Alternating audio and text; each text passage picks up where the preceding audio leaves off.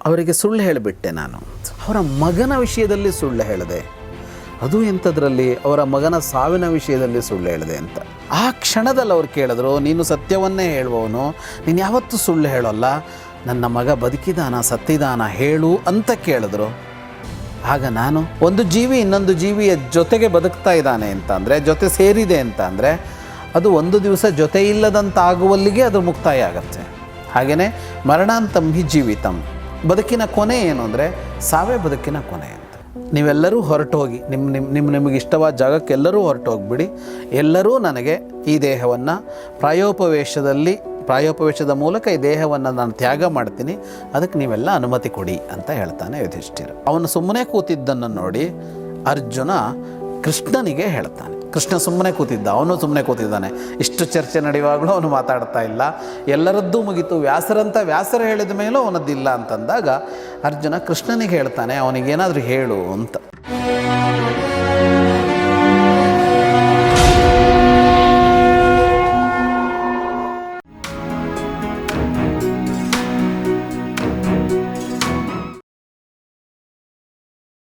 ಸ್ನೇಹಿತರೆ ನಮಸ್ಕಾರ. ಮಹಾಭಾರತ ರಹಸ್ಯಗಳ ಕಾರ್ಯಕ್ರಮಕ್ಕೆ ನಿಮಗೆಲ್ಲ ಸ್ವಾಗತ. ನಾನು ಗೌರಿ ಶಕ್ಕಿ. ಮಹಾಭಾರತ ರಹಸ್ಯಗಳ ಕಾರ್ಯಕ್ರಮದಲ್ಲಿ ನಾವೀಗ ಶೋಕ ಪರ್ವದಲ್ಲಿದ್ದೀವಿ. ಶೋಕ ಪರ್ವವನ್ನು ಹೇಳೋದಕ್ಕೆ ನಮ್ಮೊಂದಿಗೆ ಜಾಯ್ನ್ ಆಗಿದ್ದಾರೆ ವಿದ್ವಾನ್ ಜಗದೀಶ್ ಶರ್ಮಾ ಸಂಪ ಸರ್. ಬನ್ನಿ ಅವ್ರನ್ನ ಸ್ವಾಗತಿಸೋಣ. ಸರ್, ಕಾರ್ಯಕ್ರಮಕ್ಕೆ ಸ್ವಾಗತ. ನಮಸ್ಕಾರ. ನಮಸ್ತೆ. ಕಥೆ ಶುರು ಮಾಡೋಕ್ಕಿಂತ ಮುಂಚೆ ನಮ್ಮ ಒಂದು ಕಥೆ ಅದೇನೆಂದರೆ, ನಮ್ಮ ಕೆಲವೊಂದು ವಿಶೇಷವಾದ ಎಕ್ಸ್ಕ್ಲೂಸಿವ್ ವಿಡಿಯೋಗಳನ್ನ ನಾವು ಅಪ್ಲೋಡ್ ಮಾಡ್ತಾ ಇರ್ತೀವಿ. ಅದು ಒಂದು ಮೆಂಬರ್ ಕಮ್ಯುನಿಟಿ ಅಂತ. ಅದರಲ್ಲಿ ಬಿಹೈಂಡ್ ದ ಸೀನ್ ವಿಡಿಯೋಗಳು ಮತ್ತು ಒಂದಷ್ಟು ಎಕ್ಸ್ಕ್ಲೂಸಿವ್ ವಿಡಿಯೋಗಳಿರ್ತವೆ. ಅದನ್ನು ನೋಡಬೇಕು ಅಂದರೆ ನೀವು ಜಾಯಿನ್ ಬಟನ್ ಮೂಲಕ ಅದಕ್ಕೆ ಜಾಯ್ನ್ ಆಗಬೇಕಾಗುತ್ತೆ. ಅದು ನಮಗೊಂದು ಹಂತಕ್ಕೆ ಒಂದು ರೀತಿಯಲ್ಲಿ ನಮಗೆ ಸಪೋರ್ಟ್ ಮಾಡ್ದಂಗೆ ಕೂಡ ಆಗುತ್ತೆ. ಸೊ ಆಸಕ್ತರು ಜಾಯಿನ್ ಬಟನ್ ಮೂಲಕ ಆ ಒಂದು ಮೆಂಬರ್ ಕಮ್ಯುನಿಟಿಗೆ ಜಾಯ್ನ್ ಆಗಿ ಅಂತ ಕೇಳ್ಕೊಳ್ತೀನಿ. ಸೊ ಧನ್ಯವಾದಗಳು. ಸೊ ಮತ್ತೆ ವಾಪಸ್ ನಾವು ಶೋಕ ಪರ್ವದ ಈ ಒಂದು ದೇವಸ್ಥಾನದ ಮಾತುಗಳನ್ನ ಕೇಳಿದ್ವಿ. ದೇವಸ್ಥಾನ ಅನ್ನುವಂಥ ಮುನಿ ಮೊದಲನೇ ಬಾರಿಗೆ ಹೆಸರು ಕೇಳಿದ್ದಲ್ವ ಸರ್? ಸೊ ಆತನ ಮಾತು ಕೇಳಿದ ನಂತರ ಬಹುಶಃ ಅಂದರೆ ಇಷ್ಟು ಹೇಳಿದ ಮೇಲೆ ಎಲ್ಲ ಮುಗಿಬೇಕು, ಅಷ್ಟು ಚೆನ್ನಾಗಿ ಹೇಳಿದ್ದಾರೆ ದೇವಸ್ಥಾನ ಅವರು ಅಲ್ವಾ? ಈಗ ಬಟ್ ಯುಧಿಷ್ಠಿರ ಇನ್ನೇನು ಹೇಳ್ತಾನೆ ಗೊತ್ತಿಲ್ಲ. ಇದಕ್ಕಿಂತ ಚೆನ್ನಾಗಿ ಹೇಳ್ಬಿಡ್ಬೋದು, ಹೇಳೋಕ್ಕಾಗಲ್ಲ. ಮಹಾಭಾರತ ಅಂದರೆ ಹಾಗೆ, ಅದಕ್ಕಿಂತ ಚೆನ್ನಾಗಿ ಹೇಳ್ತಾನೆ ಯುಧಿಷ್ಠಿರ. ಓಕೆ, ಅವ್ರು ಹೇಳಿದ್ದನ್ನು ಒಪ್ಪೋದಿಲ್ಲ ಅವರು. ಓಕೆ, ಅವ್ರು ಹೇಳಿದ್ದನ್ನು ಅವನು ಒಪ್ಪದೆ ಮೌನವಾಗಿ ಕೂತ್ಕೊಳ್ತಾನೆ. ಆಮೇಲೆ ಅದನ್ನು ನೋಡಿ ಮತ್ತೆ ಅರ್ಜುನ ಮಾತಾಡೋಕೆ ಆರಂಭ ಮಾಡ್ತಾನೆ. ಅಂದರೆ ಅವ್ರು ಹೇಳಿದ್ದನ್ನು ಒಪ್ಪಿ ಆಯಿತು ಅಂತ ಹೋಗೋದೇ ಇಲ್ಲ. ಆಗ ಮತ್ತೆ ಅರ್ಜುನ ಮಾತಾಡ್ತಾನೆ. ಓಕೆ, ಭಾಳ ಸ್ಟ್ರಾಂಗಾಗೆ ಮಾತಾಡ್ತಾನೆ ಅರ್ಜುನ. ಆದರೆ ಅವನ ಮಾತಿಗೂ ಅವನದ್ದೇನೂ ಉತ್ತರ ಇರೋಲ್ಲ. ಏವ ಮುಕ್ತಸ್ತು ಕೌಂತೆಯೋ ಗುಡಾಕೇಶೇನ ಭಾರತ ನೋವಾಚ ಕಿಂಚಿತ್ ಕೌರವ್ಯ. ಅದಕ್ಕೆ ಯಾವ ಉತ್ತರನೂ ಕೊಡೋಲ್ಲ, ಹೌದು ಅಲ್ಲ ಏನೂ ಹೇಳಲ್ಲ, ಸುಮ್ಮನೆ ಇರ್ತಾನೆ. ಅಂದರೆ ನಾನು ನನ್ನ ನಿರ್ಣಯ ಬದಲಾಯಿಸಿಲ್ಲ ಅನ್ನೋದನ್ನು ತೋರಿಸ್ಕೊಡ್ತಾನೆ. ಆಗ ತಥೋ ದ್ವೈಪಾಯನೋ ಬ್ರವೀತ್. ಈಗ ವ್ಯಾಸರು ಮಾತಾಡ್ತಾರೆ. ಅವ್ರು ನೋಡ್ತಾ ಕೂತಿದ್ರಲ್ಲ, ವ್ಯಾಸರಲ್ಲೇ ಇರ್ತಾರೆ. ಅವ್ರು ಹೇಳ್ತಾರೆ, ಬಿಭತ್ಸೋರ್ ವಚನಂ ಸಮ್ಯಕ್ ಸತ್ಯಮೇತದ್ ಯುಧಿಷ್ಠಿರ ಅಂತ ಆರಂಭ ಮಾಡ್ತಾರೆ. ಅರ್ಜುನ ಹೇಳ್ತಾ ಇರೋದು ಸರಿ ಇದೆ ಅಂತ. ಯಾಕೆಂದರೆ ಶಾಸ್ತ್ರದೃಷ್ಟ ಪರೋಧರ್ಮ ಸ್ಮೃತೋ ಗಾರ್ಹಸ್ಥ್ಯ ಆಶ್ರಮ. ನೀ ಎಲ್ಲ ಬಿಟ್ಟು ಹೋಗ್ತೀನಿ ಅಂತ ಹೇಳ್ತಾ ಇದೆಯಲ್ಲ, ಶಾಸ್ತ್ರಗಳು ಅತ್ಯಂತ ಶ್ರೇಷ್ಠವಾದ ಧರ್ಮ ಅಂತ ಗಾರ್ಹಸ್ಥ್ಯ ಧರ್ಮವನ್ನು ಕರೆದಿದ್ದಾರೆ ಅಂತ. ಗಾರ್ಹಸ್ಥ್ಯ ಅಂದರೆ ಗೃಹಸ್ಥನಾಗಿ ವಿವಾಹ ಆಗಿ. ಈಗ ವಿವಾಹ ಆಗಿ ಗೃಹಸ್ಥನಾದ ಕೂಡಲೇ ಅವನಿಗೆ ಒಂದಿಷ್ಟು ಬದ್ಧತೆ, ಕಮಿಟ್ಮೆಂಟ್ ಎಲ್ಲ ಬರುತ್ತೆ. ಒಂದಿಷ್ಟು ಜನರನ್ನು ನೋಡ್ಕೋಬೇಕು, ಅವನು ಅವರಿಗಾಗಿ ದುಡಿಬೇಕು ಅಂತ ಏನಿದೆ ಅದನ್ನೇ ಶ್ರೇಷ್ಠ ಅಂತ ಹೇಳಿದ್ದಾರೆ, ಬೇರೆಯದ್ದನ್ನಲ್ಲ ಅಂತ. ಹಾಗಾಗಿ ನಿನಗೆ ಇದು ಸ್ವಧರ್ಮ, ಗೃಹಸ್ಥನಾಗಿರೋದು ನಿನಗೆ ಸ್ವಧರ್ಮ. ಹಾಗಾಗಿ ನೀನು ಇದನ್ನೇ ಆಚರಿಸಬೇಕು. ನಹಿ ಗಾರ್ಹಸ್ಥ್ಯ ಮುತ್ಸೃಜ್ಯ ತವಾರಣ್ಯಂ ವಿಧೀಯತೆ. ನಿನಗೆ ಈ ಗೃಹಸ್ಥ ಧರ್ಮವನ್ನು ಬಿಟ್ಟು ಅರಣ್ಯಕ್ಕೆ ಹೋಗೋದಕ್ಕೆ ಅವಕಾಶ ಇಲ್ಲ. ನನಗನ್ಸಿದೆ ಹೋಗ್ತೀನಿ ಅಂತ ನೀನು ಹೇಳೋ ಹಾಗಿಲ್ಲ, ನೀನು ಎದ್ದು ಹೋಗಾಗಿಲ್ಲ. ಅಂದರೆ ನೀನು ಇದಕ್ಕೆ ಬದ್ಧನಾಗಿದೆಯಾ, ನೀನು ಇದರಲ್ಲಿ ಇರಲೇಬೇಕಾಗತ್ತೆ ಅಂತ ಅವ್ರು ಹೇಳ್ತಾರೆ. ಈ ಗೃಹಸ್ಥ ಅಂತ ಇದಾನಲ್ಲ, ಅವನನ್ನು ಆಶ್ರಯಿಸಿಕೊಂಡು ಎಲ್ಲರೂ ಬದುಕುತ್ತಾರೆ ಅಂತ. ಅಂದರೆ ದೇವತೆಗಳು ನಿಮ್ಮನ್ನು ಆಶ್ರಯಿಸಿದ್ದಾರೆ ಗೃಹಸ್ಥರನ್ನು ಅಂತ ಹೇಳ್ತಾರೆ. ಅಂದರೆ ದೇವತೆಗಳಿಗೆ ನೀವು ಯಜ್ಞವೋ ಪೂಜೆಯೋ ಮಾಡಿ ಸಮರ್ಪಿಸಿದಾಗ ಬಲ ಬರುತ್ತೆ ಅಂತ. ಯಜ್ಞದಲ್ಲಿ ಹಾಕುವ ಆಹುತಿಗಳಿಂದ ದೇವತೆಗಳಿಗೆ ಬಲ ಹೆಚ್ಚಾಗತ್ತೆ ಅಂತ ಇರೋದು. ಹಾಗಾಗಿ ರಾಕ್ಷಸರು ಅಲ್ಲಿ ಅಧಿಕಾರಕ್ಕೆ ಬಂದರೆ ಆ ಯಜ್ಞಗಳಲ್ಲಿ ದೇವತೆಗಳಿಗೆ ಆಹುತಿ ಹೋಗದೆ ತಮಗೆ ಆಹುತಿ ಹೋಗೋ ಹಾಗೆ ಮಾಡ್ಕೋತಾ ಇದ್ರು ಅಂತೆಲ್ಲ ಕಥೆಗಳಿವೆ. ಓಹೋ, ರಾಕ್ಷಸರಿಗೆ ಬಲ ಬಂದರೆ ರಾಕ್ಷಸರು ಕೆಲವು ಸಲ ಇಂದ್ರನನ್ನು ಬದಿಗೆ ಸರಿಸಿ ಅಲ್ಲೋ ಕೂತ್ಕೊಳ್ತಾ ಇದ್ರಲ್ಲ, ಸ್ವರ್ಗದ ಆಧಿಪತ್ಯ.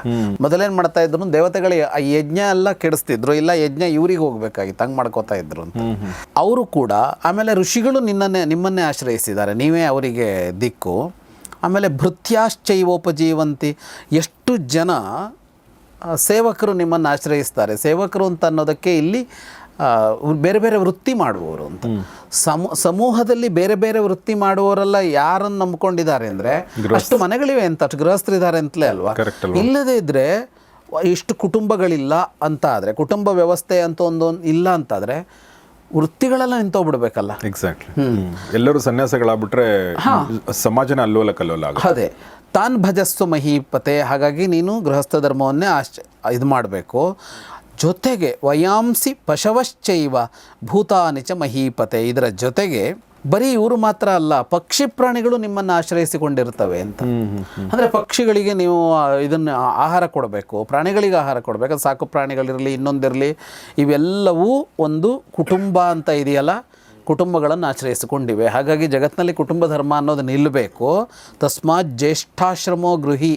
ಸನ್ಯಾಸ ಶ್ರೇಷ್ಠ ಇರ್ಬೋದು, ಆದರೆ ಹಿರಿಯ ಆಶ್ರಮ ಯಾವುದು ಅಂದರೆ ಅದು ಗೃಹಸ್ಥಾಶ್ರಮವೇ. ಹಾಗಾಗಿ ನೀನು ಇದನ್ನು ಬಿಡಬಾರದು ಅಂತ. ನೀನು ಅಧ್ಯಯನ ಮಾಡಿದ್ದಿ, ವೇದಾಧ್ಯಯನ ಮಾಡಿದ್ದಿ, ಎಲ್ಲ ಅಧ್ಯಯನವನ್ನು ಮಾಡಿದ್ದೀನಿ. ಮೊದಲು ವೇದಜ್ಞಾನಂಚತೆ ಕೃತ್ಸ್ನಂ. ತಪಸ್ಸು ಮಾಡಿದ್ದಿ, ತಪಶ್ಚರಿತಂ ಮಹತು. ಎಷ್ಟೋ ತಪಸ್ಸನ್ನು ಮಾಡಿದ್ದೆ ಅಂತ. ಅಂದರೆ ಇಲ್ಲಿ ಅಲ್ಲಲ್ಲಿ ಉಲ್ಲೇಖಗಳು ಬರುತ್ತೆ.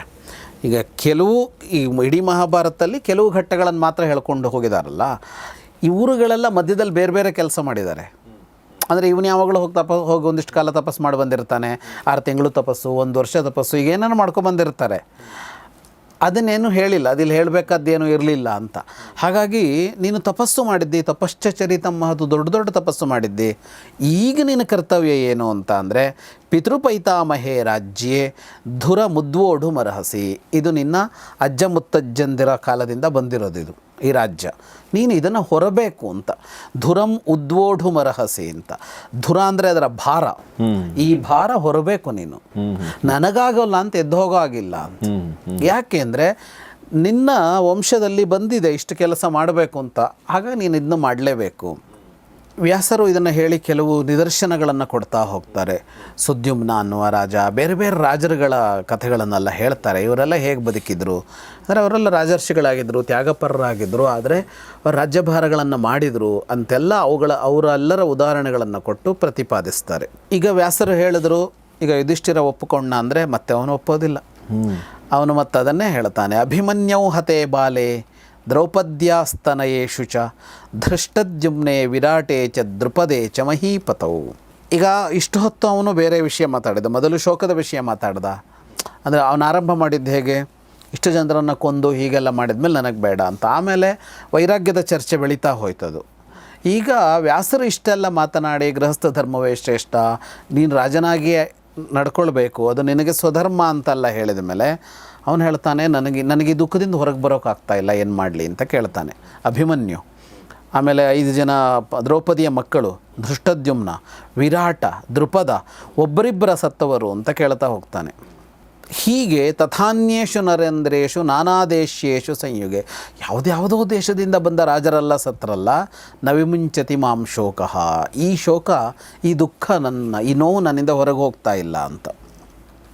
ರಾಜ್ಯಕಾಮುಕ ಮತ್ಯುಗ್ರಂ ಸ್ವವಂಶೋಚ್ಛೇದಕಾರಕಂ. ನನಗೆ ರಾಜ್ಯದ ದುರಾಸೆಯಿಂದಾಗಿ ನಾನು ಅತ್ಯುಗ್ರವಾದ ಕೆಲಸ ಮಾಡಿಬಿಟ್ಟೆ ಅಂತ. ಅಂದರೆ ಬಹಳ ತೀಕ್ಷ್ಣವಾದ ಕೆಲಸ ಮಾಡಿಬಿಟ್ಟೆ ನಾನು ಅಂತ ಅನಿಸುತ್ತೆ. ಮತ್ತು ನನ್ನ ವಂಶವನ್ನೇ ನಾನು ನಾಶ ಮಾಡಿದೆ ಅಂತ ಅನ್ನಿಸುತ್ತೆ. ಯಾರ ತೊಡೆಯಲ್ಲಿ ಆಡಿ ಬೆಳೆದನೋ ಅಂತಹ ಭೀಷ್ಮನನ್ನೇ ಕೆಡವಿಬಿಟ್ಟೆ ಅಂತ. ಯಸ್ಯಾಂಕೆ ಕ್ರೀಡಮಾನೇನ ಮಯಾವೈ ಪರಿವರ್ತಿತಂ ಸಮಯ ರಾಜ್ಯಲುಬ್ಧೇನ ಗಾಂಗೇಯೋ ವಿನಿಪಾತಿತಃ. ಅವನನ್ನೇ ನೆಲಕ್ಕೆ ಕೆಡವಿದೆ. ಯಾಕೆ ಕೆಡಗದೆ ಅಂದರೆ ರಾಜ್ಯದ ಲೋಭಕ್ಕಾಗಿ ಅಂತ. ಕಣ್ಣಾರೆ ನಾನು ಅದನ್ನು ನೋಡಿದನಲ್ಲ, ಅದು ನೆನಪಾಗತ್ತೆ ಅಂತ ಹೇಳ್ತಾನೆ. ಯಥಾಹ್ಯೇನಂ ವಿಘೂರ್ಣಂತಮಪಶ್ಯಂ ಪಾರ್ಥ ಸಾಯಕೈ ಕಂಪಮಾನಂ ಯಥಾವಜ್ರೈ ಪ್ರೇಕ್ಷಮಾಣಂ ಶಿಖಂಡಿನಂ. ಅರ್ಜುನನ ಬಾಣಗಳು ಹೋಗಿ ಅವನ ದೇಹಕ್ಕೆ ತಾಗ್ತಾ ಇತ್ತು, ಒಂದಾದ ಮೇಲೆ ಒಂದು. ಪ್ರತಿ ಬಾಣ ಹೋಗಿ ನೆಟ್ಟಾಗಲೂ ಅವನು ಕಂಪಿಸ್ತಾ ಇದ್ದ. ಅವನಲ್ಲಿ ದೇಹದಲ್ಲಿ ಕಂಪನ ಆಗ್ತಾ ಇತ್ತು. ಅವನು ಒಂದೇ ಸಮನೆ ಶಿಖಂಡಿಯತ್ತ ನೋಡ್ತಾ ಇದ್ದ. ಹಾಗೆ ಅವನು ಬಿದ್ದ ಕ್ಷಣ ಇದೆಯಲ್ಲ, ಅದನ್ನು ನಾನು ಕಣ್ಣಾರೆ ಕಂಡಿದ್ದೇನೆ. ಹಾಗಾಗಿ ಆ ನೋವು ನನ್ನ ಮನಸ್ಸಿನಿಂದ ಹೊರಗೆ ಹೋಗ್ತಾ ಇಲ್ಲ ಅಂತ. ಇನ್ನು ನಮ್ಮ ಗುರುಗಳಾದ ದ್ರೋಣರು ಆಚಾರ್ಯಶ್ಚ ಮಹೇಶ್ವಾಸಃ ಸರ್ವ ಪಾರ್ಥಿವ ಪೂಜಿತ, ನಮ್ಮ ಗುರುಗಳು ಎಲ್ಲ ರಾಜರುಗಳು ಗೌರವಿಸ್ತಾ ಇದ್ದವರವರು, ಅವರಿಗೆ ಸುಳ್ಳು ಹೇಳಿಬಿಟ್ಟೆ ನಾನು. ಅಭಿಗಮ್ಯರಣೆ ಮಿಥ್ಯ ಪಾಪೇನೋಕ್ತ ಸುತನ್ ಪ್ರತಿ. ಎಂಥ ಸುಳ್ಳು ಅಂದರೆ ಅವರ ಮಗನ ವಿಷಯದಲ್ಲಿ ಸುಳ್ಳು ಹೇಳಿದೆ. ಅದು ಎಂಥದ್ರಲ್ಲಿ, ಅವರ ಮಗನ ಸಾವಿನ ವಿಷಯದಲ್ಲಿ ಸುಳ್ಳು ಹೇಳಿದೆ ಅಂತ. ಈಗ ಸುಳ್ಳು ಹೇಳೋದು ಒಂದಾಯಿತು, ಅವರ ಮಗನ ಸಾವಿನ ವಿಷಯದಲ್ಲಿ ಸುಳ್ಳು ಹೇಳೋದು ಇದೆಯಲ್ಲ, ಅದು ಬಹಳ ಕ್ರೂರ ಅಂತ ಅನ್ಸತ್ತಲ್ಲ, ಅದಾಗ್ತಾ ಇದೆ ಅಂತ. ತನ್ಮೇ ದಹತಿ ಗಾತ್ರಾಣಿ, ಅದು ನನ್ನನ್ನು ಸುಡ್ತಾ ಇದೆ. ಯಾವುದು ಅಂದರೆ ಅವರು ಆ ಕ್ಷಣದಲ್ಲಿ ಹೇಳಿದ ಮಾತು. ಎನ್ಮಾಂ ಗುರುರ ಭಾಷತ, ಏನು ಹೇಳಿದ್ರು ಅವರು ಅಂದರೆ, ಸತ್ಯವಾಕ್ಯೋ ಹಿ ರಾಜಂ ಸ್ತ್ವಂ ಯದಿ ಜೀವತಿ ಮೇ ಸುತಃ ಸತ್ಯಂ ಮಾಮರ್ಶಯನ್ ವಿಪ್ರೋ ಮಯಿ ತತ್ ಪರಿಪೃಷ್ಟವಾನ್. ಆ ಕ್ಷಣದಲ್ಲಿ ಅವ್ರು ಕೇಳಿದ್ರು, ನೀನು ಸತ್ಯವನ್ನೇ ಹೇಳುವವನು, ನೀನು ಯಾವತ್ತೂ ಸುಳ್ಳು ಹೇಳೋಲ್ಲ, ನನ್ನ ಮಗ ಬದುಕಿದಾನ ಸತ್ತಿದಾನ ಹೇಳು ಅಂತ ಕೇಳಿದ್ರು. ಆಗ ನಾನು ಸತ್ತು ಬಿದ್ದ ಆನೆಯನ್ನು ಮನಸ್ಸಿನಲ್ಲಿಟ್ಟುಕೊಂಡು ಅಶ್ವತ್ಥಾಮ ಹತಃ ಅಂತ ಹೇಳಿಬಿಟ್ಟೆ ನಾನು ಅಂತ. ಅಂದರೆ ಗುರು ಅವರು ಒಂದು ಮಗನ ವಿಷಯದಲ್ಲಿ ಸುಳ್ಳು ಹೇಳಿದ್ದೀನಿ, ಮತ್ತು ಅವರು ಹೇಳಿದ್ದಾರೆ ನೀನು ಸತ್ಯವನ್ನೇ ಹೇಳ್ತೀಯ ಅಂತ. ಅಂಥ ಹೊತ್ತಿನಲ್ಲಿ ಸುಳ್ಳು ಹೇಳಿದ್ನಲ್ಲ ಅಂತ. ಯಾಕೆ ಇದು ಅಂತ ಅಂದರೆ, ಸುಭೃಶಂ ರಾಜ್ಯಲುಬ್ಧೇನ, ಇದಕ್ಕೆ ಏನು ಕಾರಣ, ಯಾಕೆ ಸುಳ್ಳು ಹೇಳಿದೆ ನಾನು ಅಂದರೆ, ರಾಜ್ಯದ ಲೋಭದಿಂದ ಹೇಳಿದೆ ನಾನು. ಇಂಥ ತಪ್ಪು ಮಾಡಿದ ನಾನು ಕಾನ್ನೋಲೋಕಾನ್ ಗಮಿಷ್ವಾಮಿ, ಎಂಥ ಕೆಟ್ಟ ಲೋಕಕ್ಕೆ ಹೋಗ್ತೀನಿ ನಾನು ಅಂತ ಯೋಚನೆಯಾಗಿದೆ ಅಂತ. ಇನ್ನು ಜ್ಯೇಷ್ಠಂ ಭ್ರಾತರ ಮತ್ಯುಗ್ರಂ ಕೋಮತ್ತಃ ಪಾಪಕೃತ್ತಮಃ, ನನ್ನ ಹಿರಿಯಣ್ಣನಾದ ಕರ್ಣನನ್ನು ಕೊಂದೆ ನಾನು ಅಂತ ಅವನ ಮೇಲೆ ಹೇಳ್ಕೊಳ್ತಾ ಇದ್ದಾನೆ, ಕೊಂದೆ ನಾನು. ಇನ್ನು ಅಭಿಮನ್ಯು ಸಣ್ಣ ಎಳೆಯ ವಯಸ್ಸಿನವನು, ಅವನನ್ನು ದ್ರೋಣರ ಸೇನೆಯ ಒಳಗೆ ನುಗ್ಗಿಸಿ ಕೊಂದೆ. ಅಭಿಮನ್ಯು ಮರಣದ ಅನಂತರ ನನಗೆ ಕಣ್ಣಲ್ಲಿ ಕಣ್ಣಿಟ್ಟು ಅರ್ಜುನನನ್ನು ನೋಡೋದಕ್ಕೆ ಸಾಧ್ಯ ಆಗ್ತಾ ಇಲ್ಲ ಅಂತ ಹೇಳ್ತಾನೆ. ತದಾ ಪ್ರಭೃತಿ ಬೀಭತ್ಸುಂ ನ ಶಕ್ನೋಮಿ ನಿರೀಕ್ಷಿತುಂ. ಅದರ ಜೊತೆಗೆ ಕೃಷ್ಣನನ್ನೂ ಕೂಡ ಮುಖಕ್ಕೆ ಮುಖ ಕೊಟ್ಟು ಮಾತಾಡ್ಸೋಕ್ಕಾಗ್ತಾ ಇಲ್ಲ. ಕೃಷ್ಣಂಚ ಪುಂಡರೀಕಾಕ್ಷಂ, ಯಾಕೆ ಕಿಲ್ಬಿಷಿ ಭ್ರೂಣ ಯಥ, ಭ್ರೂಣ ಹತ್ಯೆ ಮಾಡಿದವನ ಮನಸ್ಸಿನಲ್ಲಿ ಎಂಥ ಒಂದು ಇದಿರುತ್ತೋ, ಅಪರಾಧ ಪ್ರಜ್ಞೆ ಇರುತ್ತೋ, ಅದು ಇವರಿಬ್ಬರನ್ನು ಕಂಡಾಗ ನನಗಾಗತ್ತೆ ಅಂತ ಹೇಳ್ತಾನೆ. ದ್ರೌಪದಿಯನ್ನು ನೆನಪಿಸಿಕೊಂಡಾಗೆಲ್ಲ ದುಃಖ ಆಗತ್ತೆ ನನಗೆ ಅಂತ. ಶೋಚಾಮಿ ಪೃಥಿವೀಂ ಹೀನಾಂ ಪಂಚಭಿ ಪರ್ವತೈರಿವ, 5 ಮಕ್ಕಳನ್ನು, ಪಂಚಪರ್ವತಗಳಂತೆ ಇದ್ದ 5 ಮಕ್ಕಳನ್ನು ಕಳೆದುಕೊಂಡಿದ್ದಾಳೆ. ಇವರೆಲ್ಲರ ಅಪರಾಧಿ ನಾನು. ಸೋಹಮಾಗಸ್ಕರ ಪಾಪ ಪೃಥಿವೀ ನಾಶಕಾರಕ, ಅಂದರೆ ಧೃತರಾಷ್ಟ್ರ ನಮಗೆ ಮಕ್ಕಳಿದ್ದಾಗ ಮಾಡದೆ ಅಂತಲ್ಲ, ನನ್ನವರೆಲ್ಲರಿಗೂ ನಾನು ಅನ್ಯಾಯ ಮಾಡಿದ್ದೀನಿ ಅಂತ ಹೇಳ್ಕೊಳ್ತಾನೆ. ಹಾಗಾಗಿ ಪ್ರಾಯೋಪವಿಷ್ಟಂ ಜಾನೀಧ್ವಂ ಅದ್ಯ ಮಾಂ ಗುರುಘಾತಿನಂ, ಹಾಗಾಗಿ ನಾನು ಪ್ರಾಯೋಪವೇಶಕ್ಕೆ ಕುಳಿತುಕೊಳ್ತೀನಿ. ಅಂದರೆ ಸಾಯೋ ತನಕ ಉಪವಾಸ. ಹಾಂ, ಪ್ರಾಯೋಪವೇಶಕ್ಕೆ ಕುಳಿತುಕೊಳ್ತೀನಿ. ನ ಭೋಕ್ಷೆ ನ ಚ ಪಾನೀಯಂ ಉಪಯೋಕ್ಷೆ ಕಥಂಜನ, ನಾನು ಏನನ್ನು ತಿನ್ನೋದು ಇಲ್ಲ, ಏನನ್ನು ಕುಡಿಯೋದೂ ಇಲ್ಲ. ಕಾಡಿಗೆ ಹೋಗ್ತೀನಿ, ತಪಸ್ಸು ಮಾಡ್ತೀನಿ ಅಂತೆಲ್ಲ ಹೇಳ್ತಾ ಇದ್ದವನು, ಇಲ್ಲ ಇಲ್ಲಿ ಪ್ರಾಯೋಪವೇಶ ಆರಂಭ ಮಾಡ್ತೀನಿ ಅಂತ ಹೇಳ್ತಾನೆ. ಯಥೇಷ್ಟಂ ಗಮ್ಯತಾಂ ಕಾಮಂ ಅನುಜಾನೇ ಪ್ರಸಾದ್ಯವಃ ಸರ್ವೇ ಮಾಂ ಅನುಜಾನೀತ ತ್ಯಕ್ಷಾಮೀದಂ ಕಲೇವರಂ.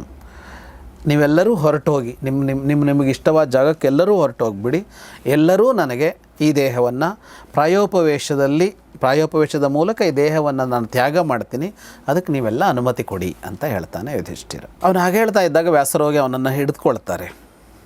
ಅಂದರೆ ಅವನು ಅಷ್ಟು ದುಃಖದಕ್ಕೆ ಒಳಗಾಗಿಯೇ ಇರ್ತಾನೆ. ಅವನನ್ನು ಹಿಡಿದುಕೊಂಡು ಅವರು ಹೇಳ್ತಾರೆ, ಮೈವಮಿತ್ಯಬ್ರವೀದ್ ವ್ಯಾಸಃ, ಹಾಗಲ್ಲ ಅಂತ ಹೇಳಿ ಅವರು ಮಾತು ಆರಂಭ ಮಾಡ್ತಾರೆ. ಆಗ ಅವರು ಈ ಅಶಾಶ್ವತತೆಯನ್ನು ಹೇಳ್ತಾ ಹೋಗ್ತಾರೆ. ಅಂದರೆ ಸಂಬಂಧಗಳ ಅಶಾಶ್ವತತೆ ಅಂತ ಒಂದಿದೆಯಲ್ಲ, ಅದನ್ನು ಹೇಳ್ತಾರೆ. ಸಂಯೋಗಾ ವಿಪ್ರಯೋಗಾಶ್ಚ ಜಾತಾನಾಂ ಪ್ರಾಣಿನಾಂ ಧ್ರುವಂ ಅಂತ. ಅಂದರೆ ಜೀವಿ ಹುಟ್ಟಿಕೊಂಡಿದ್ದಾನೆ ಅಂದರೆ, ಒಬ್ಬ ಮನುಷ್ಯನೋ ಯಾವುದೋ ಜೀವಿ ಹುಟ್ಟಿಕೊಂಡಿದ್ದಾನೆ ಅಂದರೆ, ಅವನ ಜೊತೆಗೆ ಇನ್ಯಾವುದೋ ಜೀವಿಗಳು ಸೇರಿಕೊಳ್ತವೆ ಮತ್ತು ಬೇರೆಯಾಗುತ್ತವೆ. ಸಂಯೋಗ ಆಗುತ್ತೆ, ವಿಯೋಗ ಆಗುತ್ತೆ. ಅವರು ಸಾಯ್ಬೋದು, ಏನೋ ಆಗ್ಬೋದು. ಇದು ನಿಶ್ಚಿತ ಅಂತ. ಅಂದರೆ ಇದರಲ್ಲಿ ಅನುಮಾನ ಅಂತಲೂ ಹೇಳೋ ಹಾಗಿಲ್ಲ ಅಂಥದ್ದು ಖಂಡಿತ ಆಗಿಯೇ ಆಗತ್ತೆ. ಬುದ್ಬುಧ ಇವತ್ತೋ ಯೇಷು ಭವಂತಿ ನ ಭವಂತಿ ಚ, ಅದು ನೀರ ಮೇಲಣ ಗುಳ್ಳೆ ಅಂತ. ಅದು ಕಾಣಿಸ್ಕೊಳ್ಳುತ್ತೆ ಮತ್ತು ಇಲ್ಲ ಆಗಿಬಿಡತ್ತಲ್ಲ, ಅಷ್ಟೇ ಇದು ಅಂತ. ಈ ಇನ್ನೊಂದು ಮಾತು, ಇದು ಪ್ರಸಿದ್ಧವಾದದ್ದು, ರಾಮಾಯಣದಲ್ಲೂ ಬಂದಿದೆ, ರಾಮನೇ ಹೇಳ್ತಾನೆ, ಮಹಾಭಾರತದಲ್ಲಿ ತುಂಬ ಸಲ ಬಂದಿದೆ. ಸರ್ವೇ ಕ್ಷಯಾಂತಾನಿ ಚಯಾಃ ಪತನಾಂತಾಃ ಸಮುಚ್ಛ್ರಯಾಃ ಸಂಯೋಗಾಃ ವಿಪ್ರಯೋಗಾಂತಾಃ ಮರಣಾಂತಂಚ ಜೀವಿತಂ. ಅಂದರೆ ಅದು ಮುಕ್ತಾಯವೇ ಹಾಗೆ ಅಂತ. ಯಾವುದೆಲ್ಲ ಮೇಲೆದ್ದು ನಿಂತಿದೆಯೋ ಅದರ ಮುಕ್ತಾಯಿಯಲ್ಲಿ, ಅದರ ಕೊನೆಯಲ್ಲಿ ಅಂದರೆ ಅದು ಪತನದಲ್ಲೇ ಅಂತ. ಮೇಲೆದ್ದು ನಿಂತಿದ್ದಲ್ಲ ಪತನವೇ ಆಗತ್ತೆ ಅಂತ. ಕಟ್ಟಿ ನಿಲ್ಲಿಸಿದ ಭವನಗಳ ಕೊನೆ ಯಾವುದು, ಮುಕ್ತಾಯ ಯಾವುದು ಅಂತಂದರೆ ನಾಶವಾಗಲೇಬೇಕವು ಅಂತ. ಅವು ಹಾಗೆ ನಿಲ್ಲೋಲ್ಲ ಅಂತ. ಹಾಗಾಗಿ ಸಂಯೋಗ ವಿಪ್ರಯೋಗ ಅಂತಹ ಒಂದು ಜೀವಿ ಇನ್ನೊಂದು ಜೀವಿಯ ಜೊತೆಗೆ ಬದುಕ್ತಾ ಇದ್ದಾನೆ ಅಂತ ಅಂದರೆ, ಜೊತೆ ಸೇರಿದೆ ಅಂತ ಅಂದರೆ, ಅದು ಒಂದು ದಿವಸ ಜೊತೆ ಇಲ್ಲದಂತಾಗುವಲ್ಲಿಗೆ ಅದು ಮುಕ್ತಾಯ ಆಗತ್ತೆ. ಹಾಗೆಯೇ ಮರಣಾಂತಂ ಹಿ ಜೀವಿತಂ, ಬದುಕಿನ ಕೊನೆ ಏನು ಅಂದರೆ ಸಾವೇ ಬದುಕಿನ ಕೊನೆ ಅಂತ. ಅಂದರೆ ಇದು ಸಹಜವಾದದ್ದು ಇದು ಅಂತ. ಎಲ್ಲದೂ ಹೀಗೆ ಆರಂಭ ಆಯಿತು, ನಡೀತಾ ಇದೆ, ಒಂದು ದಿವಸ ಅದು ಇಲ್ಲ ಅಂತ ಆಗೋದರಲ್ಲೇ ಮುಕ್ತಾಯ ಆಗತ್ತೆ. ಹೀಗಿರುವ ಬದುಕು ಇದು. ಹೀಗಿರುವ ಬದುಕಿನಲ್ಲಿ ನಾವೇನು ಮಾಡಬೇಕು, ನೀನೇನು ಮಾಡಬೇಕು ಅಂದರೆ ಯಥಾಸೃಷ್ಟೋಸಿ ಕೌಂತೆಯ ಧಾತ್ರ ಕರ್ಮಸು ತತ್ಕುರು. ನೀನು ಈಗ ಸೃಷ್ಟಿಕರ್ತ ನಿನ್ನನ್ನು ಹೇಗೆ ಸೃಷ್ಟಿ ಮಾಡಿದಾನೋ ಆ ಕರ್ಮ ಮಾಡಬೇಕು ನೀನು, ಆ ಕಾರ್ಯ ಮಾಡಬೇಕು ನೀನು. ಅತಏವ ಹಿ ಸಿದ್ಧಿಸ್ತೆ, ಅಲ್ಲೇ ನಿನ್ನ ಸಿದ್ಧಿ ಇದೆ ಅಂತ. ನಿನ್ನ ಬದುಕಿನ ಸಿದ್ಧಿಯಲ್ಲಿ ಅಂತ ಅಂದರೆ ನಿನ್ನನ್ನು ಹೇಗೆ ಸೃಷ್ಟಿ ಮಾಡಿದಾನೋ ಆ ಕೆಲಸ ಮಾಡು, ಮುಗಿಸು. ಇದಿಷ್ಟು ಬರುತ್ತೆ ಹೋಗುತ್ತೆ, ಇದು ನಡೀತಲ್ಲೇ ಇರುತ್ತೆ ಅಂತ. ನಿನ್ನನ್ನು ಏನಾಗಿ ಸೃಷ್ಟಿ ಮಾಡಿದ್ದಾನೆ ಅಂದರೆ ರಾಜನಾಗಿ ಸೃಷ್ಟಿ ಮಾಡಿದ್ದಾನೆ. ನೀನು ರಾಜ್ಯ ಆಳಬೇಕಷ್ಟೆ, ನೀನು ಬೇರೆ ದಾರಿ ಹಿಡಿಯುವಂತಿಲ್ಲ. ನೈಷಸ್ತ್ವಮಾತ್ಮನ ಅಂದ್ರಪ್ಪ ಭಾಳ ಚೆನ್ನಾಗಿರೋದೇನೆಂದರೆ, ಹೀಗೆಲ್ಲ ಹೀಗೆ ಮಾಡ್ತೀನಿ ಅಂತ ಹೇಳೋದಕ್ಕೆ ನಿನಗೊಂದು ಅಧಿಕಾರ ಇಲ್ಲ ಅಂತ ಹೇಳ್ತಾರೆ ಅವರು. ಅಂದರೆ ನಾನು ಇದನ್ನು ಮಾಡೋಲ್ಲ, ಬಿಟ್ಟು ಹೋಗ್ತೀನಿ ಅಂತ ನಾವು ಪಲಾಯನವಾದ ಅಂತ ಹೇಳ್ತೀವಿ, ಅಥವಾ ಇನ್ನೊಂದು ದಾರಿ ಹಿಡಿಯೋದಕ್ಕೆ ನಿಂಗೆ ಅವಕಾಶ ಇಲ್ಲ ಅಂತ. ಅಂದರೆ ನೀನು ಕಮಿಟೆಡ್, ನೀನು ಬದ್ಧ, ನಿನಗೆ ಬದ್ಧತೆ ಇದೆ. ನಿನ್ನ ಬದ್ಧತೆಯ ಕೆಲಸವನ್ನು ನೀನು ಮಾಡಲೇಬೇಕು. ನಾನು ಮಾಡೋಲ್ಲ ಅಂತ ಅಂದರೆ ಅದು ನಿನ್ನ ಸ್ವಕರ್ಮ, ನಿನ್ನ ಸ್ವಧರ್ಮ, ನಿನ್ನ ಕರ್ತವ್ಯ, ನೀನು ಅದನ್ನು ಮಾಡೋದೆ ಅಂತ ಗಟ್ಟಿಯಾಗಿ ಹೇಳ್ತಾರೆ. ಇಷ್ಟನ್ನು ಹೇಳಿದ ವ್ಯಾಸರು ಒಂದು ಸಂವಾದವನ್ನು ಅವನೆದುರಿಗೆ ಹೇಳ್ತಾರೆ. ಹಿಂದೆ ನಡೆದ ಒಂದು ಸಂವಾದ, ಜನಕ ಮತ್ತು ಅಶ್ಮಕರ ನಡುವೆ ಸಂವಾದ. ಅಶ್ಮಕ ಅಂತ ಒಬ್ಬ ಮುನಿ, ಜನಕ ರಾಜ, ಅವರಿಬ್ಬರ ನಡುವೆ ಹೀಗೆ ಒಂದು ಸಂವಾದ ನಡೆದಿತ್ತು. ಆಗ ಅಶ್ಮಕ ಮುನಿ ಜನಕನಿಗೆ ಯಾಕೆ ರಾಜ್ಯಭಾರ ಮಾಡಬೇಕು ಅಂತ ಹೇಳಿದರು. ಈ ಜನಕ ಅಂತಂದ್ರೆ ಅಷ್ಟಾವಕ್ರನ ಕಥೆಯಲ್ಲಿ ಅಲ್ಲಿ ಬರ್ತಾನೆ. ಸೀತೆಯ ತಂದೆನ ಅವನೇ ಅಂತಲ್ಲ, ಆ ವಂಶಕ್ಕೆ ಜನಕ ಅಂತ ಹೆಸರು. ಅವರ ಮನೆ ಎಲ್ಲರನ್ನೂ ಜನಕ ಅಂತಲೇ ಕರೀತಾರೆ. ಅವರಿಗೊಂದು ಬೇರೆ ಹೆಸರು ಇರ್ತಾ ಇತ್ತು. ಹಾಗಾಗಿ ತುಂಬ ಜನಕರಿದ್ದಾರೆ ಇಲ್ಲಿ. ಅಂದರೆ ಜನಕ ಅನ್ನೋ ಹೆಸರಿನ ಬೇರೆ ಬೇರೆ ರಾಜರುಗಳಿದ್ದಾರೆ. ಇವನು ಅದೇ ಅವನೇನಾ ಅಂತ ಹೇಳೋಕ್ಕಾಗಲ್ಲ, ಇವನು ಬೇರೆಯವನು ಅಂತ ಅನಿಸುತ್ತೆ. ಅಲ್ಲಿ ನಡೆದ ಒಂದು ಸಂವಾದವನ್ನು ಅವನ ಎದುರಿಗೆ ಹೇಳ್ತಾರೆ. ಅಂದರೆ ಇಡೀ ಈ ಮಹಾಭಾರತದಲ್ಲಿ ಇದು ಎಲ್ಲ ಕಡೆಗೂ ಅದನ್ನು ಹೇಳುವಾಗ ಹಳೇದೊಂದು ನಿದರ್ಶನ, ಹಳೆಯ ಒಂದು ಘಟನೆ, ಹಳೇದೊಂದು ಮಾತುಕತೆಯನ್ನು ಹೇಳ್ತಾ ಹೋಗ್ತಾರೆ. ಅವಾಗ ಈ ಥರದ್ದೊಂದು ಮಾತುಕತೆ ಬಂದಿತ್ತು ಅಂತ. ಹಾಗಾಗಿ ಅದೆರಡನ್ನೂ ಹೇಳಿ ಅವರು ತಥಾತ್ವಮಪ್ಯಚ್ಯುತಮುಂಚ ಶೋಕಂ ಉತ್ತಿಷ್ಠ ಶಕ್ರೋಪಮ ಹರ್ಷಮೇಹಿ ಕ್ಷಾತ್ರೇಣ ಧರ್ಮೇಣ ಮಹೀಜಿತಾತೆ ತಾಂಭುಂಕ್ಷ್ವ ಕುಂತಿ ಸುತ ಮಾವಿಷಾದೀಹಿ. ಹಾಗಾಗಿ ಎದ್ದು ನಿಲ್ಲು, ಈ ಶೋಕ ಬಿಡು. ಇಂದ್ರನಂಥ ಸಾಮರ್ಥ್ಯದವನು ನೀನೀಗ ಹರ್ಷ ಪಡಬೇಕು, ದುಃಖ ಪಡೋದಲ್ಲ. ಕ್ಷಾತ್ರ ಧರ್ಮದಿಂದ ಈ ಭೂಮಿಯನ್ನು ಗೆದ್ದುಕೊಂಡಿದೆಯಾ, ಅದರಿಂದ ನೀನು ಇದನ್ನು ಆಳಬೇಕು. ಮಾವಿಷಾದೀಹಿ, ವಿಷಾದಕ್ಕೆ ಒಳಗಾಗುವ ಹೊತ್ತಲ್ಲ ಇದು ಅಂತ ಹೇಳ್ತಾರೆ ವ್ಯಾಸರು. ಆದರೆ ಇದಕ್ಕೂ ಅವನದ್ದು ಉತ್ತರ ಇಲ್ಲ, ಮೌನವಾಗಿ ಕುಳಿತುಕೊಳ್ತಾನೆ. ಅಂದರೆ ಒಂದು ಸಲ ವಾದ ಮಾಡ್ತಾನೆ, ಮತ್ತೆ ಅವರು ಗಟ್ಟಿಯಾಗಿ ಮಾತಾಡಿದಾಗ ಅವನು ಸುಮ್ಮನೆ ಇದ್ದು ಬಿಡ್ತಾನೆ. ಮತ್ತೆ ಅಂದರೆ ಬದಲಾಗಿಲ್ಲ ಅನ್ನೋದು ಗೊತ್ತಾಗುತ್ತೆ. ಮತ್ತೆ ಅವನು ಸುಮ್ಮನೆ ಆಗ್ತಾನೆ. ಅವ್ಯಾಹರತಿ ಕೌಂತೆಯೇ ಧರ್ಮಪುತ್ರೇ ಯುಧಿಷ್ಠಿರೇ ಗುಡಾಕೇಶ ಹೃಷಿಕೇಶಮಭ್ಯಭಾಷತ ಪಾಂಡವ. ಅವನು ಸುಮ್ಮನೆ ಕೂತಿದ್ದನ್ನು ನೋಡಿ ಅರ್ಜುನ ಕೃಷ್ಣನಿಗೆ ಹೇಳ್ತಾನೆ. ಕೃಷ್ಣ ಸುಮ್ಮನೆ ಕೂತಿದ್ದ, ಅವನು ಸುಮ್ಮನೆ ಕೂತಿದ್ದಾನೆ. ಇಷ್ಟು ಚರ್ಚೆ ನಡೆಯುವಾಗಲೂ ಅವನು ಮಾತಾಡ್ತಾ ಇಲ್ಲ. ಎಲ್ಲರದ್ದೂ ಮುಗೀತು. ವ್ಯಾಸರು ಹೇಳಿದ ಮೇಲೂ ಅವನದ್ದಿಲ್ಲ ಅಂತಂದಾಗ ಅರ್ಜುನ ಕೃಷ್ಣನಿಗೆ ಹೇಳ್ತಾನೆ, ಅವನಿಗೇನಾದರೂ ಹೇಳು ಅಂತ. ನಾನು ಇದನ್ನೇ ಎಕ್ಸ್ಪೆಕ್ಟ್ ಮಾಡ್ತಾ ಇದ್ದೆ. ನನಗೆ ಎರಡು ಕಾರಣಗಳು. ಒಂದೇನಂತಂದ್ರೆ, ನನಗೆ ಅರ್ಜುನ ಮತ್ತು ಕೃಷ್ಣರ ಸಂವಾದ ನೆನಪು ಬರ್ತಾ ಇತ್ತು. ಫಸ್ಟು ಅರ್ಜುನ ಕೂಡ ಇದೇ ಥರ ಮೂಡು, ಕೃಷ್ಣ ಅವ್ರಿಗೆ ಹೇಳಿದ್ದು ಮತ್ತು ಭಗವದ್ಗೀತೆ ಆಗಿದ್ದು ನಮಗೆಲ್ಲ ಗೊತ್ತಿರುವಂಥದ್ದು.